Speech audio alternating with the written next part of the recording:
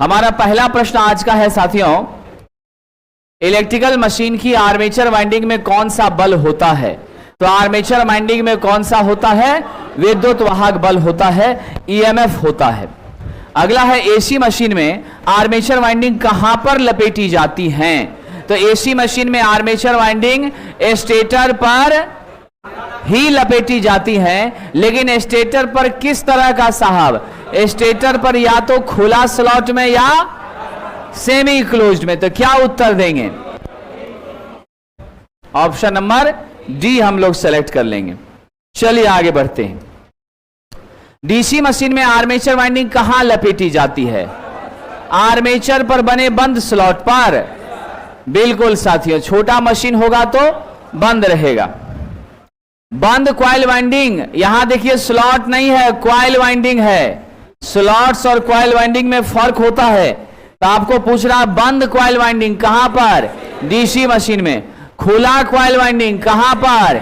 AC machine में। DC machine की armature winding में जो ईएमएफ उत्पन्न होता है अल्टरनेटिंग नेचर का होता है साथियों। हम बदलते हैं कम्यूटेटर से, किसमें? डीसी में बदलते हैं। रिंग आर्मेचर पद्धति में आर्मेचर कोर कहां पर स्थापित किया जाता है? आपका छल्ला जैसा था ना, इसमें लपेटते थे तो छल्ले के आकार का, रिंग के आकार का। ड्रम में कहां साहब? बेलनाकार रहता था, शाफ्ट आपका इस तरह से था, बेलनाकार।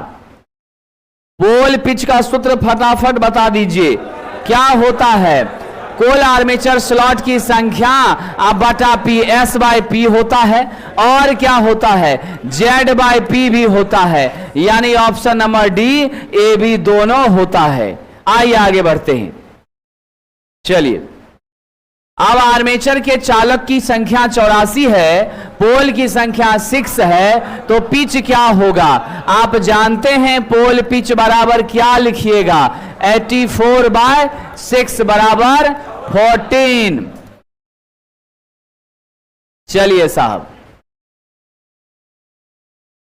चलिए आपका बड़ा अच्छा प्रश्न है, आपके मित्र का प्रश्न है पवन बाबू का, कि हिंदी का क्लास नहीं होगा, के नाम से जानते हैं, और क्वाइल पिच को क्वाइल स्पैन भी कहते हैं। सही बात है। तो उत्तर मेरा क्या हो जाएगा? डी हो जाएगा। अगला प्रश्न देखिए विद्यार्थी जी, क्वेश्चन कह रहा है क्वाइल की दो सक्रिय साइड जो असमान पोल के अंतर्गत हो, उसके बीच का दूरी क्वाइल पिच कहलाती है, वाइंडिंग पिच कहलाती है, क्वाइल स्पैन कहलाती है, सभी कहलाती है।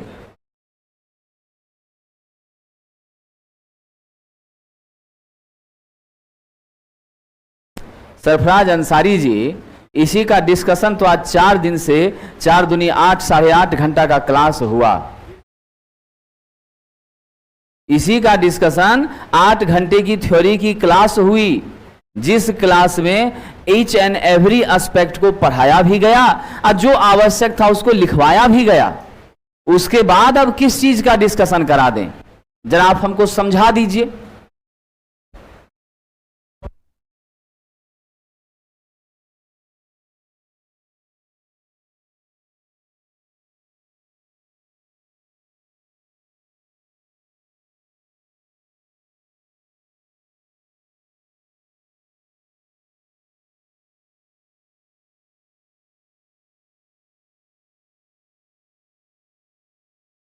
यदि एक कॉइल के 2 सिरों को कम्यूटेटर सेगमेंट पर साथ साथ जोड़ा जाए तो वह वाइंडिंग कौन सी होती है? स्वाभाविक सी बात है, लैप होती है। क्या होती है? लैप। क्योंकि लैप में प्लस प्लस वाला एक तरफ और माइनस माइनस वाला एक तरफ, तब ना आपका पैरेलल बनता है। यानी सिमिलर स्ट्रक्चर को एक साथ और डिफरेंट को एक साथ, यानी आपका जब एक ही साथ दोनों जुड़ रहा है तो वह क्या होगा?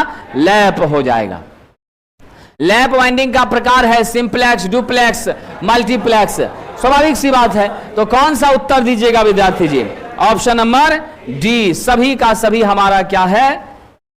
लैप का एग्जाम्पल है। मल्टीप्लेक्स कहने का तात्पर्य होता है 3, 4, है ना।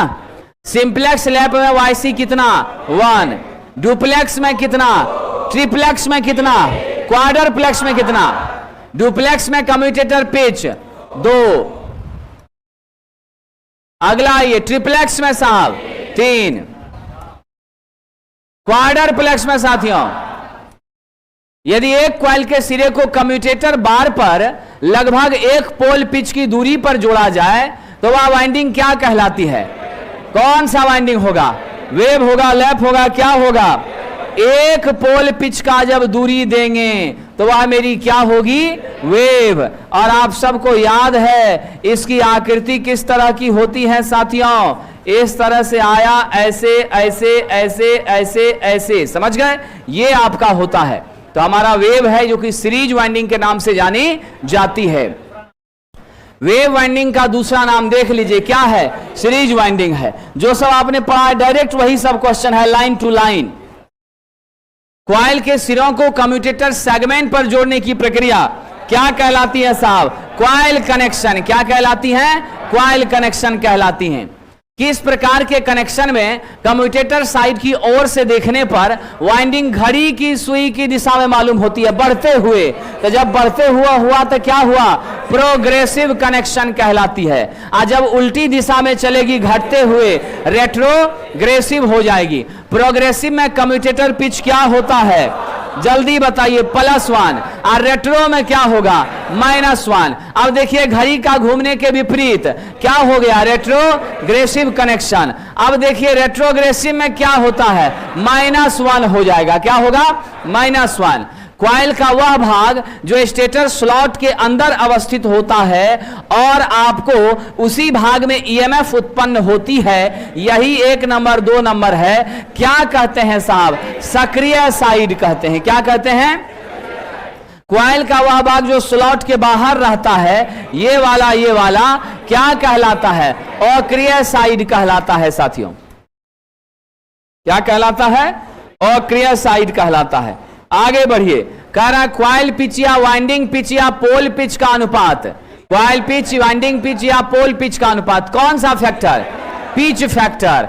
और आपको याद है ना, फुल पिच वाइंडिंग के लिए केपी का मान 1 होता है और आपके शॉर्ट पिच के लिए केपी का मान <1 होता है। यदि मशीन वाइंडिंग में एक से ज्यादा कॉइल को श्रेणी में आपने जोड़ा है और तब उसका समूह बनाया है तो क्या कहलाएगा साहब? कॉइल ग्रुप कहलाएगा। एक तरह के कॉइल के संरचनाओं को एक साथ जोड़ के ग्रुप बनाया तो क्या हो गया? कॉइल ग्रुप का क्या फॉर्मूला होता है विद्यार्थी जी? दिमाग लगाइए, फेज की संख्या गुना पोल की संख्या। प्रति फेज कॉइल ग्रुप को कैसे निकालेंगे? क्या होता है? कॉइल ग्रुप की संख्या बटा फेज की संख्या। टोटल कॉइल ग्रुप जितना है, आप फेज मेरा जितना है 3 2 1, उससे डिवाइड कर देंगे, निकल जाएगा। ऑप्शन नंबर ए हो जाएगा। अगला प्रश्न, सिंगल परत वाइंडिंग में स्टेटर या आर्मेचर में कॉइल की संख्या कितनी होती है? 1/2 हो जाती है। क्या होती है? स्लॉट की संख्या की आधी हो जाती है। अगर यह द्विपरत होगी तो क्या होती है? बराबर होती है। द्विपरत में नवयुवक बराबर होती है, सिंगल परत में आधी होती है। पूर्ण पिच वाइंडिंग में कॉइल पिच क्या होता है? कॉइल पिच पोल पिच के बराबर होता है। लघु पिच में कॉइल पिच पोल पिच से छोटा होता है। वैसा ऑप्शन यहां है नहीं, इसीलिए क्या लेंगे? डी। अगर आपका रहता साथियों कॉइल पिच < पोल पिच, तब हम आंसर को सेलेक्ट कर लेते। वैसा कोई है नहीं, इसीलिए क्या लेंगे? उपरोक्त में से कोई नहीं। समझ गए कि नहीं? चलिए विद्यार्थी जी, चिन्ह मारते जाइए, कलम चलाते जाइए। रंगीन वाला होगा तो रंगीने चला लीजिएगा, ठीक है कि नहीं? चलिए, कुछ बच्चा सब तो शादी विवाह फंक्शन भी चला गया है, आएगा सोमवार को आएगा, इसलिए जो चला गया उसके लिए टेंशन मत लीजिए। जो है वो अपना काम करते रहिए, ठीक है? क्योंकि कई बार क्या होता है, खरगोश अपने ताकत पर इतराता है और कछुआ मंजिल को पा लेता है। समझ गए? इसलिए कछुआ ही बने रहिए, वही अच्छा है। खरगोश बन के हवा में उड़ने की जरूरत नहीं है। मंजिल पा लीजिए, उसके बाद खूब ऊंचा उड़ते रहिए, तब बाज बन जाइए, कोई टेंशन नहीं है। आइए साहब, मोटर की इलेक्ट्रिकल डिग्री का सुधार लीजिएगा। बता तो दिए अभी, है कि नहीं है? तब आइए साहब, क्या कहा आपसे? यहां ऐसा सिंबल रहता तब ना, यहां पर उल्टा है, इसीलिए कोई फिट नहीं बैठ रहा, इसीलिए कोई नहीं होगा। मोटर की इलेक्ट्रिकल डिग्री का सूत्र क्या होता है? थीटा इलेक्ट्रिकल बराबर P/2 इंटू थीटा मैकेनिकल, यानी P/2 गुना 360। काट दीजिए सरकार, P गुना 180 हो गया कि नहीं हो गया? तो क्या दे दीजिएगा? ऑप्शन नंबर बी दे दीजिएगा। नोट कर लीजिएगा इच्छा होगी तो।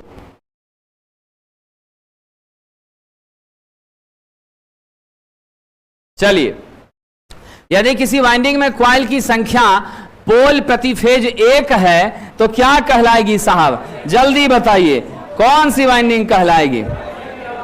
मतलब हर एक पोल में क्या है साहब? प्रति फेज 1 ही आपने कॉइल लपेटा है, तो क्या कहिएगा इसको? यहां सा दिमाग लगाइए। वाइंडिंग में कॉइल की संख्या पोल प्रति फेज, यानी प्रत्येक फेज में एक ही सिस्टम के साथ लपेटा गया है, यानी सिंगल मैग्नेटिक क्या है? क्षेत्र है। तो क्या कहलाएगा? सिंगल लेयर की कॉन्सेंट्रिक, कॉन्सेंट्रिक कहलाएगा। क्या कहलाएगा? कॉन्सेंट्रिक कहलाएगा। कॉइल पोल फेज की संख्या 1 से अधिक है, अलग अलग स्लॉट में बटी हुई है, यानी यहां यहां यहां यहां यहां यहां बटी हुई है, क्या कहलाएगी? वितरित, डिस्ट्रीब्यूटेड कहलाएगी। याद है आपको हमारे डिस्ट्रीब्यूटेड वाइंडिंग में जो आपका किसका मान, केडी का मान है, क्या होता है? डिस्ट्रीब्यूशन फैक्टर लेस देन 1 होता है। और आपका कॉन्सेंट्रिक में क्या होता है? केडी का मान 1 होता है। याद रखिएगा विद्यार्थी जी।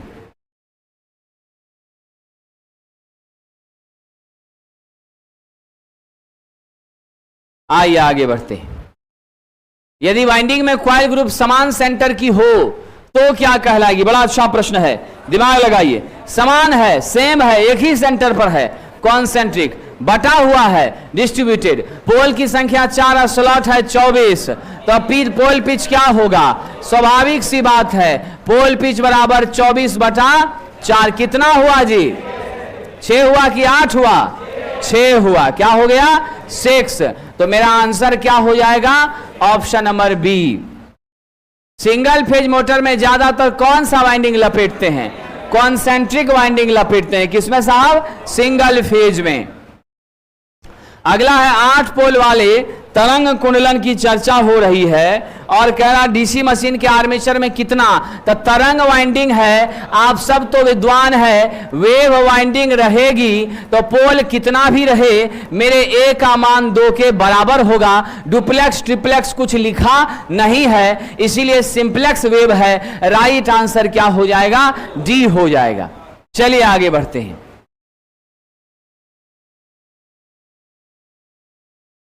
अगर पोल पिच 8 है और पोल की संख्या भी 8 है तो आर्मेचर में स्लॉट कितना होगा? तो नंबर ऑफ स्लॉट क्या होता है साहब? पोल पिच गुना नंबर ऑफ पोल। तो क्या कीजिएगा? कितना हो जाएगा?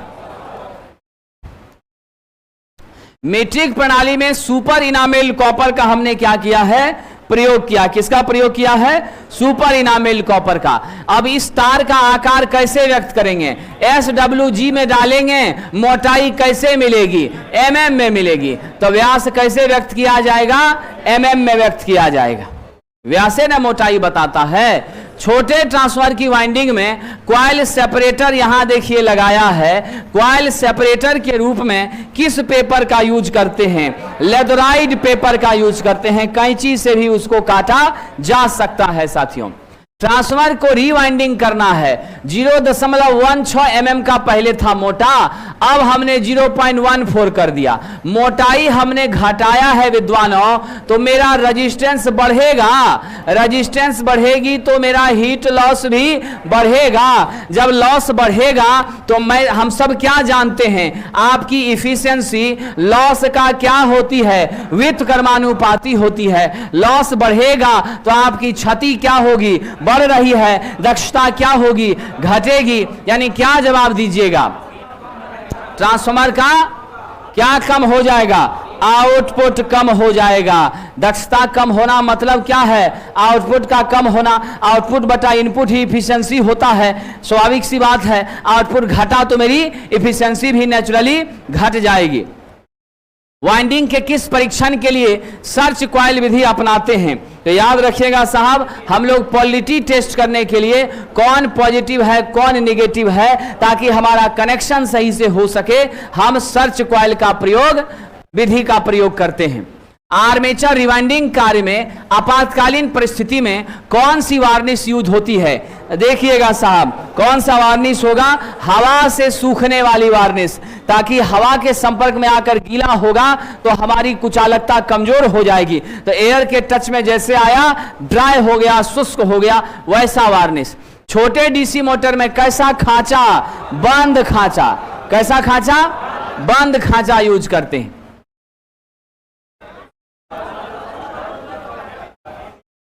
छोटा डीसी है ना जी, छोटा डीसी में हम लोग बंद खांचा यूज करते हैं विद्यार्थी।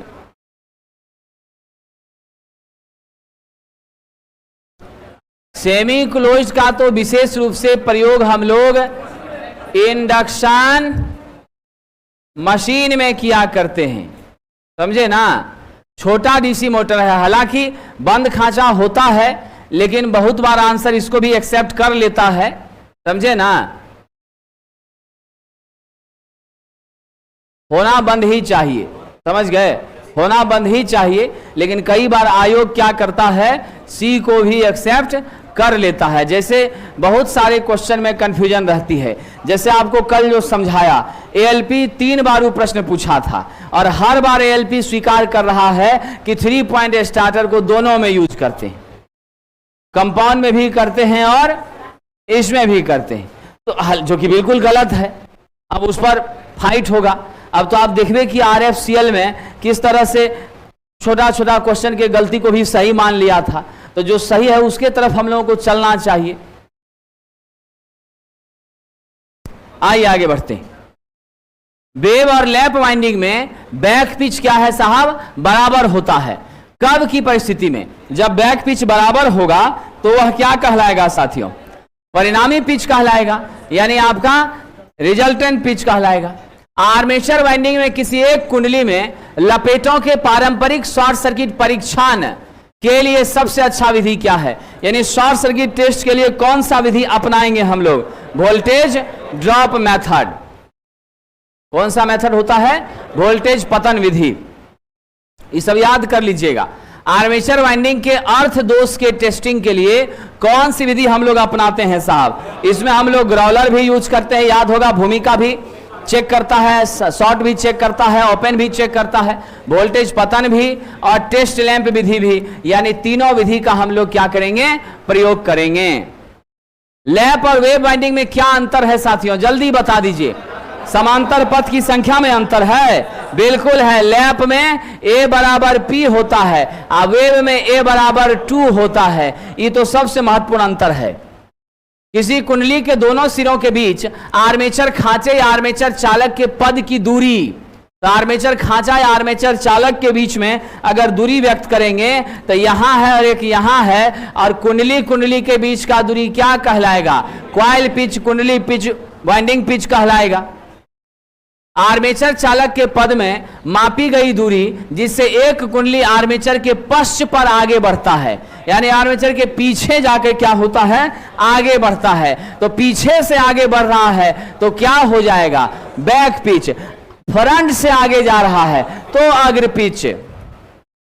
यदि कैपेसिटर टाइप के पंखे में 8 पोल है और 16 मेरी क्या है? कॉइल है, तो इस तरह के वाइंडिंग को क्या कहा जाएगा? दिमाग लगाइए विद्यार्थी जी और उत्तर बताइए। स्वाभाविक सी बात है, हमारे पास कितने पोल हैं? 8 पोल हैं। क्या कह रहा है? परिस्थिति ऐसी है कि मुख्य कुंडलन की संख्या स्टार्टिंग कुंडलन की संख्या के बराबर है। क्या है आपका? बिल्कुल साथियों, यानी हम लोग क्या करते थे? मुख्य में 2/3 वाइंडिंग देते थे और स्टार्टिंग में 1/3 देते थे। याद है इंडक्शन मोटर के बारे में? लेकिन इसने क्या कहा? दोनों को बराबर कर दिए। जब दोनों को बराबर कर दिए तो कौन सी वाइंडिंग हो जाएगी? फुल पिच वाइंडिंग हो जाएगी। क्या हो जाएगी? फुल पिच वाइंडिंग हो जाएगी। कम ज्यादा रहेगा तब ना शॉर्ट होगा। वही प्रश्न है, इलेक्ट्रिकल एंगल कितने के बराबर होता है? पोल गुना 180 के बराबर होता है। 16 पोल का कैपेसिटर है और पंखे की मोटर रिवाइंडिंग में 1 या 2 पोल की वाइंडिंग की ध्रुवता गलत हो गई है, तो क्या परिस्थिति होगी साहब? जब पोलैरिटी पलट जाएगा, सिंगल फेज है, डीसी रहता तब ना पलटने से कोई फर्क नहीं पड़ता। ये तो सिंगल फेज एसी है, पलटने से क्या होगा? स्लो ऑपरेट करेगा। क्या करेगा? स्लो घूमने लग जाएगा साथियों, या उल्टा घूमने लग जाएगा। यदि किसी मोटर की वाइंडिंग में प्रति पोल प्रति फेज कुंडलियों की संख्या 1 हो तो कैसी वाइंडिंग होगी साथियों? बताइए। प्रति पोल प्रति फेज कुंडलियों की संख्या 1 हो तो क्या कहेंगे? कॉन्सेंट्रेटेड वाइंडिंग कहेंगे। बहुत लपेटा है लेकिन एक ही छल्ला पर लपेटा है, एक ही लिंब पर लपेटा है। समझ गए? एक लेयर मतलब होता है मात्र एक ही बार लपेटना कॉइल को, एक ही टर्न लपेटना। यदि किसी मोटर की वाइंडिंग में एक समूह की सभी कुंडलियों का केंद्र 1 है, वह भी क्या होगी? कॉन्सेंट्रिक वाइंडिंग होगी। प्रति पोल प्रति फेज कुंडलियों की संख्या अलग अलग खांचे में डाली गई है तो क्या होगा? डिस्ट्रीब्यूटेड हो जाएगा। खांचों का कोण 30 डिग्री है, कल बताए थे क्वेश्चन, 30 डिग्री है। 1 से हम किसको आरंभ करते हैं? मेन वाइंडिंग को। तो स्टार्टिंग वाइंडिंग कितने पर जाएगा? 90 का डिफरेंस दिए थे विद्वान साहब। अब बटा 30 हुआ था, 3 आया था, 1 से मेन को चालू कर रहे हैं तो 3 बाद ना करेंगे, यानी खांचा संख्या 4 से करेंगे। ये क्वेश्चन बहुत हाईलाइटेड क्वेश्चन है विद्यार्थी जी। चलिए आगे बढ़ते हैं। कल तो लिखा भी था इस क्वेश्चन को कॉपी पर तुम लोग, है ना? यदि पोल की संख्या 4 है, खांचा 24 है, तो 24 बटा 4 बराबर कितना? 6 हो जाएगा। स्प्लिट फेज मोटर की मेन वाइंडिंग और स्टार्टिंग वाइंडिंग में कितना का कोण होता है? ये रहा मेन, ये रहा स्टार्टिंग। कितने का जी? 90 डिग्री का। फेज का क्या हो रहा है? स्प्लिटिंग हो रहा है। इसीलिए तो हम लोग इसको क्या कहते हैं? स्प्लिट फेज साथियों कहते हैं, है ना?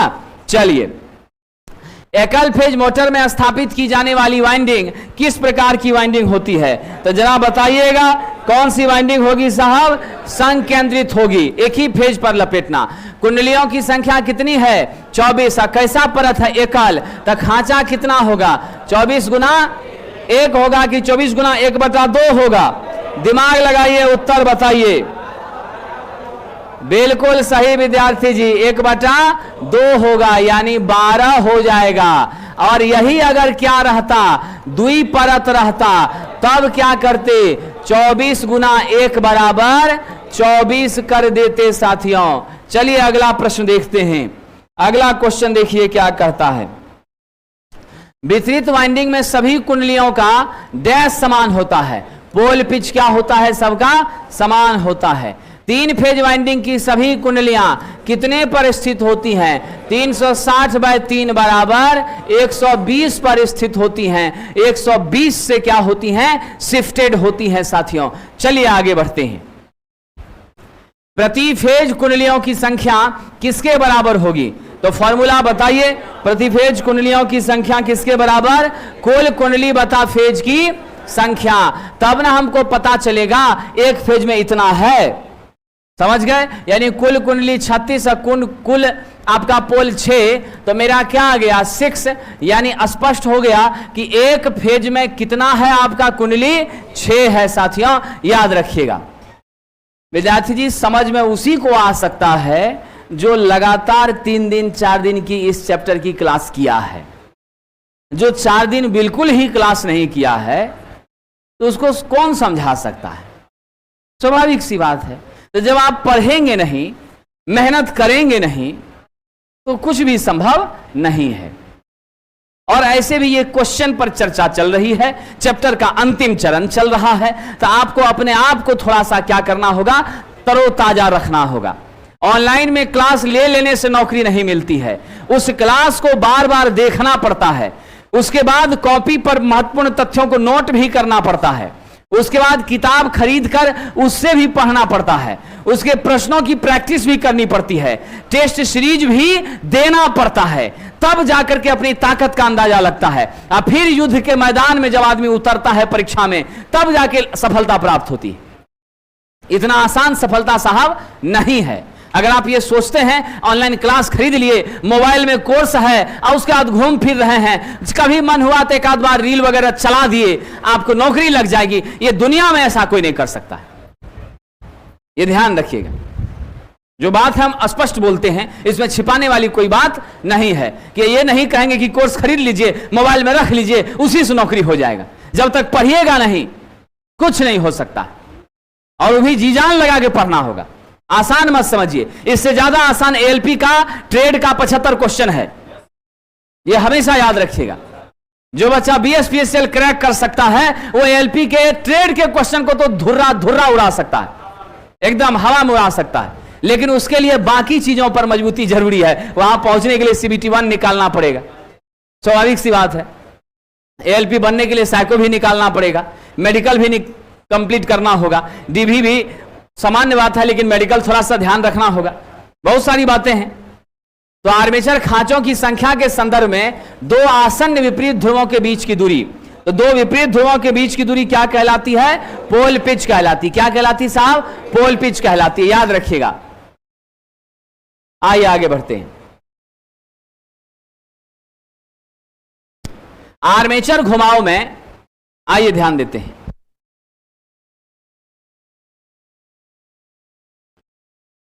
आर्मेचर घुमाव में निम्नलिखित में से कौन सा नियम अंत में कनेक्टर द्वारा एक छोर से जुड़े दो कंडक्टर होते हैं? यानी कनेक्टर के माध्यम से हम दो छोर को जो जोड़ते हैं क्या कहलाता है विद्यार्थी? टर्न कहलाता है। लपेटते जाइए 1 2 3 और ये 4 हो गया, तो क्या कहलाता है? टर्न कहलाता है। आइए आगे बढ़ते हैं। डैश को प्रतिपोल आर्मेचर स्लॉट की संख्या के रूप में परिभाषित किया गया है। क्या उत्तर होगा विद्यार्थी? पोल पिच को प्रतिपोल आर्मेचर स्लॉट की संख्या के रूप में परिभाषित। पिच फैक्टर डैश के परिणामी ईएमएफ का अनुपात होता है। क्या जवाब दीजिएगा साहब? शॉर्ट पिच क्वाइल से फुल पिच का, यानी शॉर्ट पिच में जो ईएमएफ आया है वो अब बटा फुल पिच का ईएमएफ, समझ गए? इसीलिए तो मेरा कम हो जाता है, फुल पिच में ज्यादा और शॉर्ट में कम, तो इसीलिए मेरा मान 1 से कम हो जाता है। अगर ये भी फुल रहेगा वो भी फुल रहेगा तो क्या हो जाएगा? 1 हो जाएगा। एक शॉर्ट पिच क्वाइल के लिए पिच फैक्टर 1 से कम। एक ही कम्यूटेटर सेगमेंट से जुड़े दो कुंडली के सिरों के बीच की दूरी क्या कहलाती है? जल्दी बताइए साहब, क्या कहलाती है? फ्रंट पिच कहलाती है, सीधे सामने का। ड्रम टाइप का डीसी आर्मेचर वाइंडिंग में क्वाइल साइड के संदर्भ में बैक पिच और फ्रंट पिच डैश होनी चाहिए। क्या होनी चाहिए साथियों? दोनों समान होनी चाहिए कि असमान होनी चाहिए? दोनों विषम होनी चाहिए। दोनों क्या होनी चाहिए साहब? अलग अलग होनी चाहिए। यदि एक अल्टरनेटर में 5/6 फ्रैक्शनल पिच है, क्वाइल स्पैन कितना होगा? 5/6 गुना 180, सिंप्लीफाई करिए 30 बराबर 150 डिग्री। ऑप्शन नंबर सी हो जाएगा। यह क्वेश्चन आपको पूछा गया है विद्यार्थी जी बीएसपीएसएल की परीक्षा में। चलिए साहब आगे बढ़ते हैं।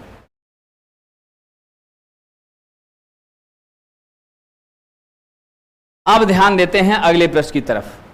नीचे दिए गए चित्र में कौन सी वाइंडिंग को दिखाया गया है सरकार?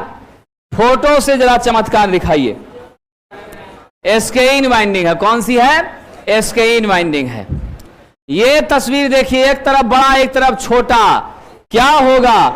ये एसक्यू वाइंडिंग है। एसक्यू एस्केइन में थोड़ा ही डिफरेंस है, बिल्कुल। इसका एरिया बड़ा होता है। हाई वोल्टेज के सिस्टम के लिए हम लोग क्या करते हैं? यूज करते हैं। अल्टरनेटर में फ्रैक्शनल पिच क्वाइल का इस्तेमाल डैश को कम करने के लिए, हार्मोनिक्स को कम करने के लिए किया जाता है।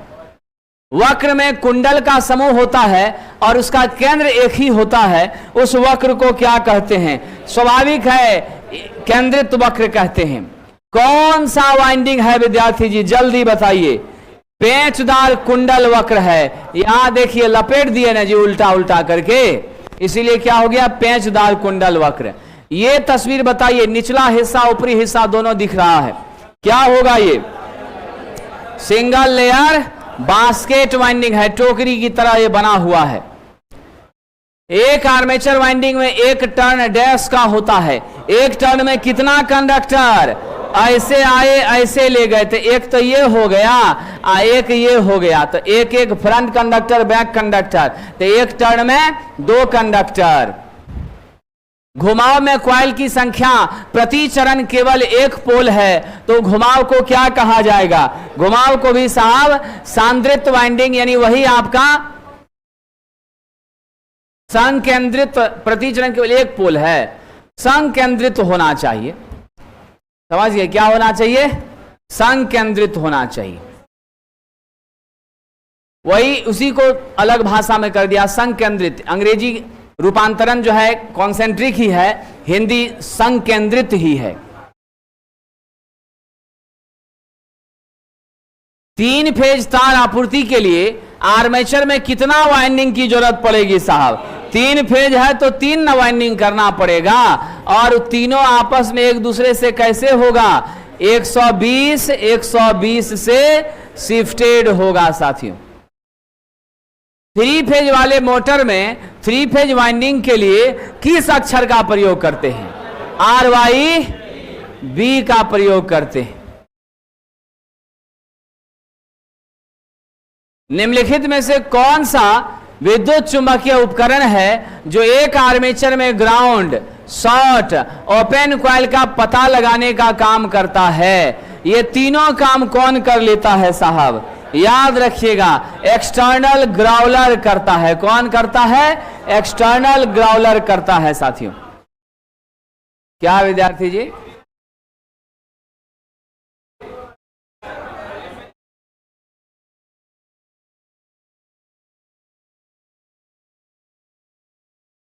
अक्षर कह रहा है ना, ठीक है, UVW सही है, ठीक है ना। ये हम लोग कब लेंगे? फेज सीक्वेंस के केस में लेंगे, ठीक है ना।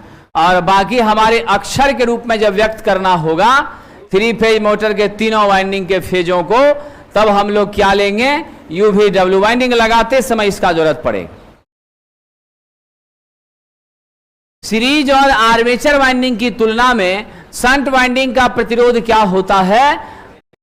स्टेटर वाइंडिंग पर कंटिन्यूटी टेस्ट करते समय वाइंडिंग शॉर्ट सर्किट होने की स्थिति में है, तो सीरीज में जोड़ा गया टेस्ट लैंप क्या रहता है? जब शॉर्ट करने की स्थिति में होता है तो सीरीज में जो है करंट उसको क्या जाएगा? ज्यादा जाएगा। करंट ज्यादा जाएगा तो मेरा नेचुरली लाइट क्या करेगा?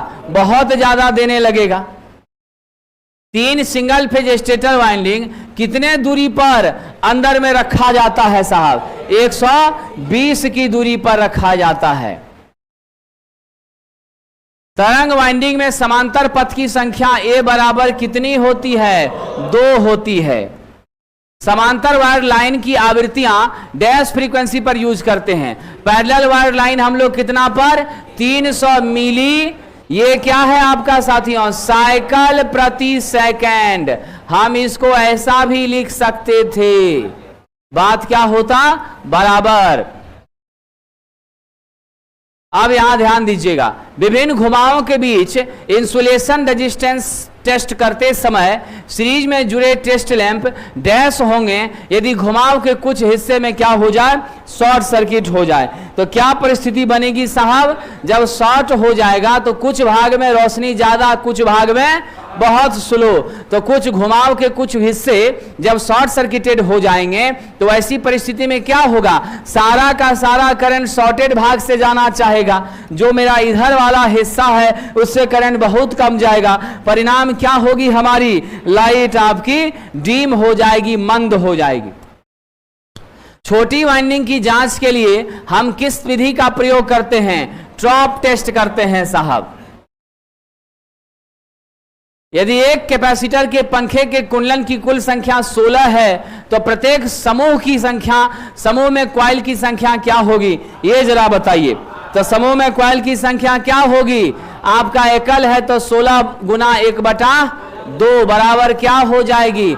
8 का ग्रुप साथियों बनेगा, 8 का। लैप वाइंडिंग में पैरेलल पाथ कितने होते हैं? A बराबर P बराबर ब्रश की संख्या। तो क्या जवाब दे देंगे? पोल की संख्या के समान होते हैं। डीसी मशीन में कंडक्टर 100 है और पैरेलल पाथ 10 है, हमारा एवरेज पिच क्या होगा? एवरेज पिच 100/10 बराबर 10 हो जाएगा। ध्रुव की संख्या 4 और स्लॉट 24, तो पोल पिच 24/4 कितना हो रहा है? आपका 6 हो जाएगा। डीसी मशीन में एक आर्मेचर की पोल पिच डैश है, यदि ध्रुवों और स्लॉटों की संख्या कितनी हो? 4 और 28 हो, तो पोल पिच बराबर जानते हैं 28/4 कर दीजिए, कितना आ जाएगा? 7 आ जाएगा साथियों। ठीक है, 7 आ जाएगा। आगे बढ़ते हैं। छोटे डीसी आर्मेचर में जो खांचा होता है, कैसा खांचा होता है विद्यार्थी? बहुत अच्छा प्रश्न है, क्या जवाब दीजिएगा? अर्धबंद, बंद खांचा हम लोग को लेना है, समझे? छोटे डीसी में क्या करेंगे हम लोग? बंद खांचा का प्रयोग करने का प्रयास रखते हैं। अर्धो बंद कर लेते हैं, ऐसा कुछ नहीं है, लेकिन हमारे लिए ज्यादा वो सही माना जाता है। वेव तथा लैप वाइंडिंग में पृष्ठ पिच किसके बराबर होता है साथियों? बताइए। क्वाइल पिच के बराबर। किसके बराबर? कुंडली पिच के बराबर होता है। वेव बाइंडिंग में परिणामी पिच होना चाहिए लगभग क्या साहब? आपके पृष्ठ पिच और अग्र पिच के अंतर के बराबर। किसके बराबर? अंतर, यानी आपका YF, just a second, YB minus YF के बराबर होना चाहिए, और ये मान किसका होगा? YR का होगा। 8 पोल वाली डुप्लेक्स में पैरेलल पाथ, डुप्लेक्स लैप है साथियों, तो A बराबर 2P, P मेरा कितना है? 8 है, तो 2 × 8 बराबर 16 राइट आंसर हो जाएगा। आर्मेचर वाइंडिंग में किसी कुंडली के लपेटों के बीच शॉर्ट सर्किट की जांच करनी है, तो आपको बता दिया था कौन सा मेथड? वोल्टेज पतन विधि। लैप और वेव वाइंडिंग एक दूसरे से भिन्न होते हैं किस आधार पर? खांचों में कुंडलियों की स्थापना, कुंडलियों की आकृति, निर्गत शक्ति, दिक् परिवर्तन का कनेक्शन क्या होगा विद्यार्थी? दिक् परिवर्तक के कनेक्शन के आधार पर, उसी आधार पर न मेरा ब्रश और ये सब डिसाइड होगा। आर्मेचर वाइंडिंग में वेज बनाई जाती है, मेरा वेजेज किस पदार्थ का बनता है साथियों? जल्दी से जवाब दीजिएगा। फाइबर से भी बन सकता है, मिलिनेक्स से भी बन सकता है, बांस का फट्टी से भी पतला से बन सकता है, ये सभी से बन सकता है, लेकिन सूखा होना चाहिए। आर्मेचर कोर में 3 प्रकार के खांचे बनाए जाते हैं। कौन कौन खांचे साहब? खुले, बंद और अर्धबंद। क्या होता है? खुले, बंद, अर्धबंद। कौन सा देंगे साहब? आप लोग तो जानते हैं, हम लोग अर्धबंद को अर्ध खुला भी तो कह सकते थे। गिलास में पानी आधा भरा है को आधा खाली भी तो कह सकते थे, लेकिन उधर नहीं जाना है। क्या देना है? Open, closed, semi closed. वेस्टनों पर वार्निश की परत चढ़ाने का क्या उद्देश्य है? यानी वाइंडिंग होता है वेस्टर्न का साहब अंग्रेजी, तो वाइंडिंग पर इंसुलेशन का परत किस लिए चढ़ाते हैं? आप लोगों को याद है ना? क्या कम करने के लिए? इंसुलेशन बढ़ाने के लिए, भारी हो जाएगा तो कंपन कम होगा, विद्युत रोधी परत चढ़ाने के लिए, और ये सब करके क्या फायदा होता है? एडी करंट लॉस भी कम होता है, शॉर्ट सर्किट की संभावना भी घट जाती है। वोल्टेज ड्रॉप टेस्ट किस काम के लिए अपनाया जाता है साथियों? याद रखिएगा, शॉर्ट सर्किट के लिए, ओपन सर्किट के लिए और अर्थ फॉल्ट के लिए, तीनों में इसका मदद हो जाता है। ओपन क्वाइल वाइंडिंग में वाइंडिंग के सिरे कैसे रखे जाते हैं? बड़ा अच्छा प्रश्न है। स्वतंत्र रखे जाते हैं, फ्री रहता है, हम जहां चाहें जोड़ सकते हैं। कुंडली का वह हिस्सा जो स्टेटर कोर से बाहर रहता है क्या कहते हैं? निष्क्रिय पार्श्व कहते हैं। एसी वाइंडिंग की किस्म नहीं है। कौन सा वाइंडिंग एसी में साहब नहीं किया जाता है? बास्केट है, स्किन है, कॉन्सेंट्रिक है, ग्रैमे नहीं है हमारा, तो आंसर मेरा क्या हो जाएगा? डी हो जाएगा।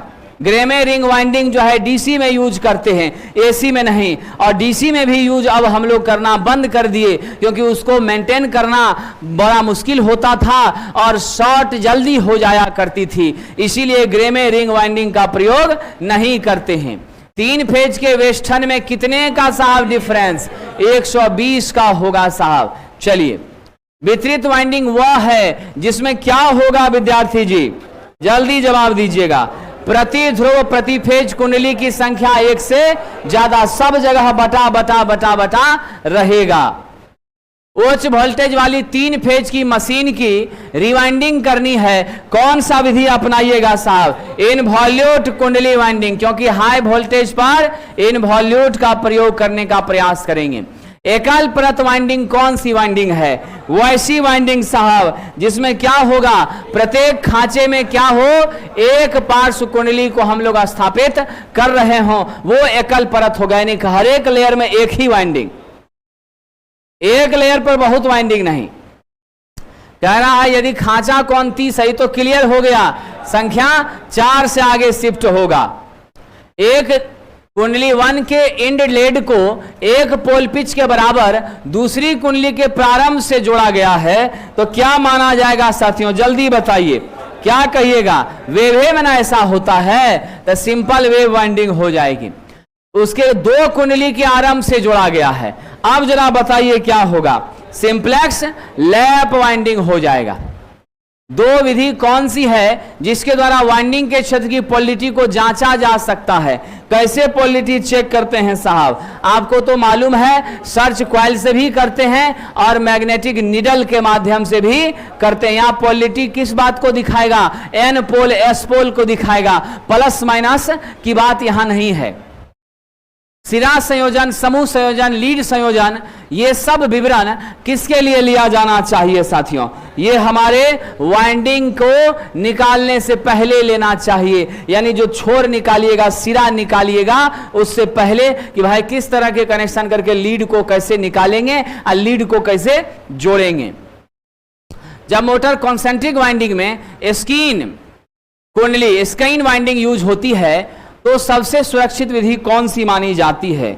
याद रखिएगा, स्काइन विधि में क्या होता है, कॉन्सेंट्रिक वाइंडिंग का एक समूह को खांचा में फंसाकर फिर उसके आकार को परखते हैं, तब दूसरे समूह में फिर साइज को बड़ा छोटा करने का काम करते हैं। आपने देखा था इसमें एक तरफ छोटा एक तरफ बड़ा टाइप से रहता है।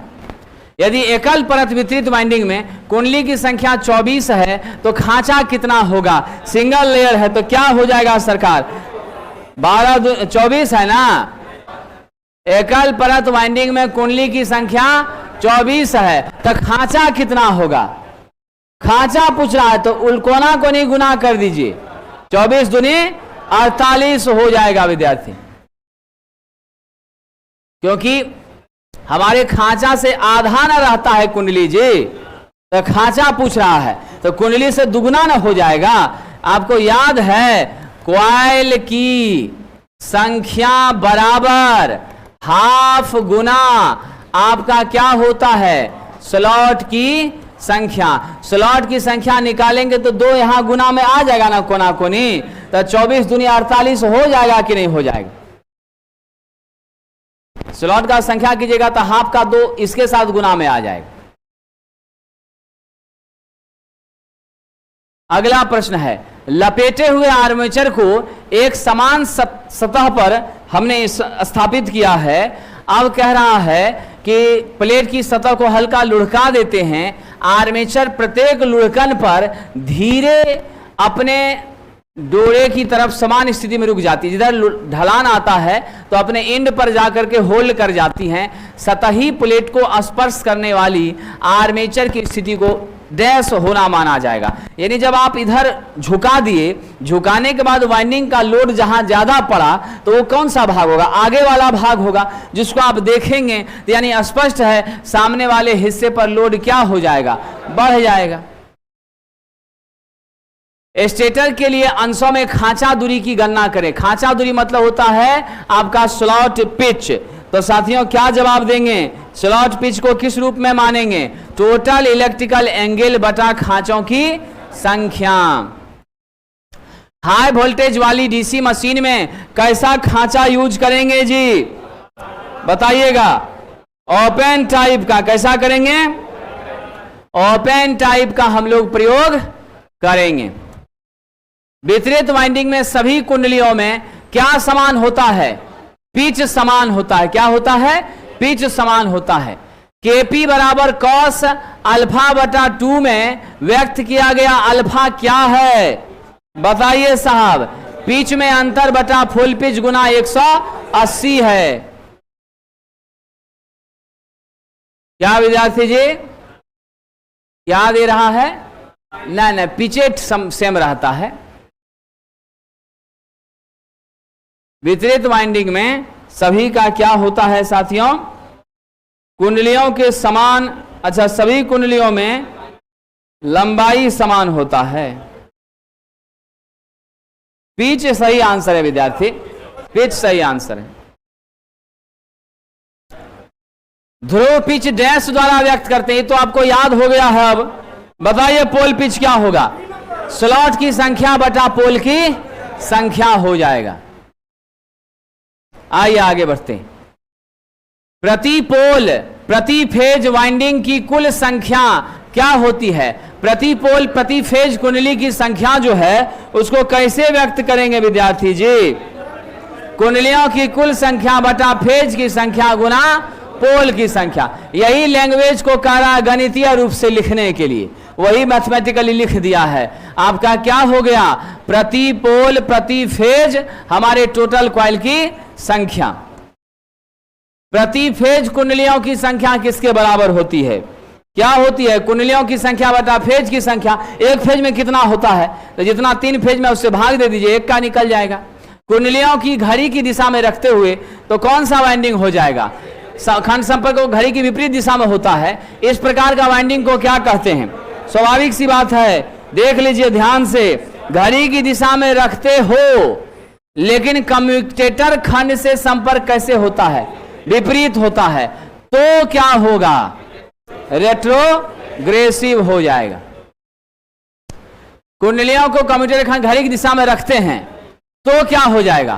प्रोग्रेसिव हो जाएगा।